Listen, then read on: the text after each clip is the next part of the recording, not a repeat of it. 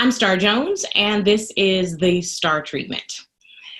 David, let's talk a little bit about your background. If you don't mind, can you give me just a little, what we call a quick backgrounder? Well, I have a PhD in physics from NYU. My plan was initially to become a businessman, but I wasn't a success.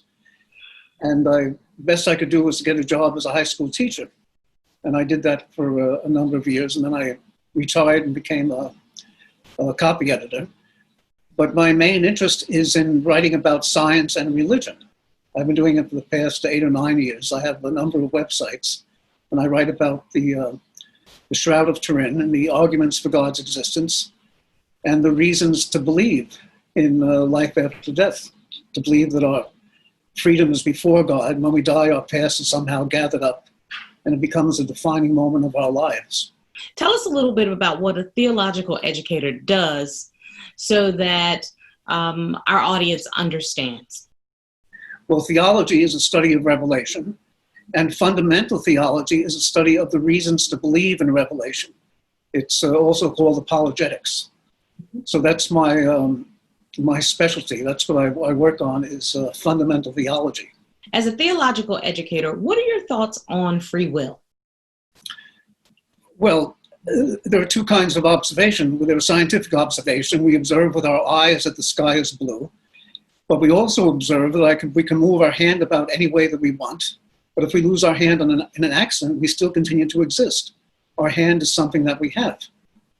So that's called free will. It's not a scientific observation. It's a metaphysical observation, or what people mistakenly call a philosophical observation. Philosophy is a method of inquiry above another method of inquiry. If you ask what the best way to do science is, that's a philosophical question. But metaphysics is as fundamental as science. That we have free will and the conscious knowledge of human beings, as opposed to the sense knowledge of animals, are metaphysical observations. And what part does faith play in any of this? Well, faith comes about because there's an argument for God's existence. That means it's possible that there's two kinds of knowledge, faith and reason. In reason, you know something is true because you can see it, or it's a theory supported by the evidence. And in faith, you know something is true because God is telling you, God is making you believe. An example of faith would be the resurrection of Jesus. The followers of Jesus disbanded in fear and disappointment after Jesus was crucified. But then they renewed their fellowship and swore up and down that Jesus appeared to them. Well, that was a matter of faith. God made them believe that Jesus was alive. And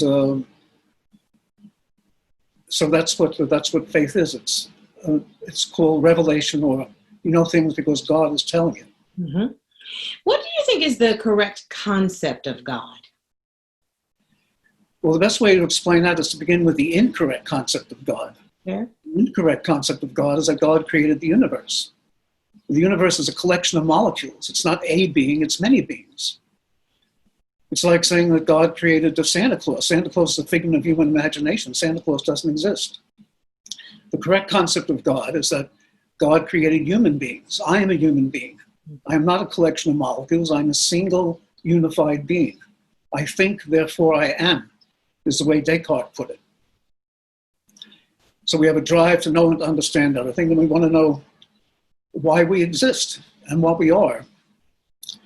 And if you assume or hope that the universe is intelligible, it means there exists a being that created us that is such that it doesn't need a creator.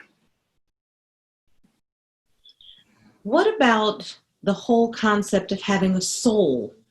Because human beings are thought to be the only beings that actually possess a soul. Well, that isn't the idea of the soul. The soul comes about from the metaphysical categories of form and matter. If you have a being that's a member of a class or set of beings, you have a paradox. Every member of the class is a member of the class, but at the same time, everyone is different. So the principle of incomplete being that makes it a member of the class is called the form, or in the case of humans, the soul. And the matter is the principle that makes it different from one another. So in the case of human beings, we call the form the soul, and we call matter the body. So the body is the principle that makes us different, and the soul is the principle or incomplete being that makes us human beings. When we started out today, you said that a concept was very important, the afterlife. So in what ways do you feel that the belief in an afterlife is essential to a fulfilled life? Well, it means that believing that your purpose is to get to heaven. It means that you have a meaningful life. Your goal in life is to get to heaven. And it means that however much you suffer in this world, it's made up for by the joys of being in heaven. So I know I do a lot of good things, for example, from my relatives, and that it makes me happy like with everyone else, but I have an extra benefit. I know I'm storing up treasures in heaven when I do a good deed. That's something that people who think life ends in the grave don't have, that I have. And David, I agree with you. It helps you, or at least it helps me, think about my life as going on so that what I do on this earth had meaning, had purpose. For me, my purpose is service. I actually think that most people's purpose is service, but it's just our ability to find our way to serve. Yes. And so an afterlife makes me feel fulfilled in knowing that I provided the service that God would want me to provide. Yes, it's one of the great mysteries of life, that people that devote themselves to their own happiness are miserable, but people who devote themselves to the happiness of others are happy. I agree with you on that. A number of people don't agree with us. I find that very interesting, but you defend your faith and you defend your theory to the point of going to our court system in the United States. Tell me a little bit about the Columbia University legal case in this regard. Well, what happened is that I offered to give a lesson on God's existence to the minister of Columbia University, and if they had denied, if they just said, no, we don't want to do it, there would have been no cause of action, but they sent me a letter threatening me with a lawsuit if I contacted anybody else about my offer. So that gave me a cause of action. And then I amended the complaint to include Lee Bollinger, the president of Columbia University, but they gave me an answer without before he even responded. So on technicalities, I had a cause of action against the Columbia University. Absolutely. But the important thing is that my offer had a lot of social value, because there's no other way the students could learn about the concept of God except by listening to my talk. If they asked a professor at the Columbia about the concept of God, they would refer them to the Stanford Encyclopedia of Philosophy, which has 3 long entries on God's existence. One they call the cosmological, the other they call the teleological, and the third is the ontological. And if you read all those 3 entries, you would just learn the incorrect concept of God. You wouldn't learn the concept of God I learned going to a Catholic college. So that meant that my offer had a lot of social value, and that's part of why there was a cause of action. And it gave the opportunity, or the platform, if you will, for a opinion that students who are supposed to be in a learning environment should be open to hearing. Yes. Because one can disagree without being disagreeable, and that is the learning process. Wouldn't you agree? Yes, absolutely.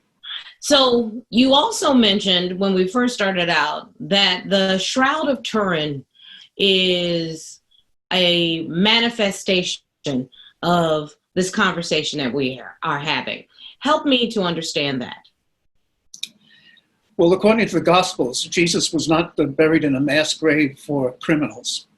He was given a private tomb and covered with a shroud. And such a shroud exists. It's called the Shroud of Turin. And it has on it a very mysterious image of Jesus, Mm-hmm. front and back. And we know it's Jesus because it has the wounds from the wrists and the blood from the crucifix and the marks from his lashing on the back. And the piercing from the side, as I recall. That's right, yeah. And it's so mysterious, a lot of Christians mistakenly think that it's the actual burial shroud of Jesus. But I don't agree with this at all. I think the best, since it's an artifact, we have a duty to come up with a scientific explanation for the shroud. And the best explanation was that it was created by Gnostics in the 2nd or 3rd century using a crucified victim and methods that have been lost to history. So it's a full-fledged miracle because no one can explain how the image got there. It's like a charcoal drawing. A lot of Christians think that what happened was that that Jesus rose from the dead on the 3rd day in a burst of energy, and that energy, when it hit the shroud, discolored the fibers and caused the image to be formed. So I've gotten into the church hasn't been very sympathetic with my arguments that the shroud is not authentic.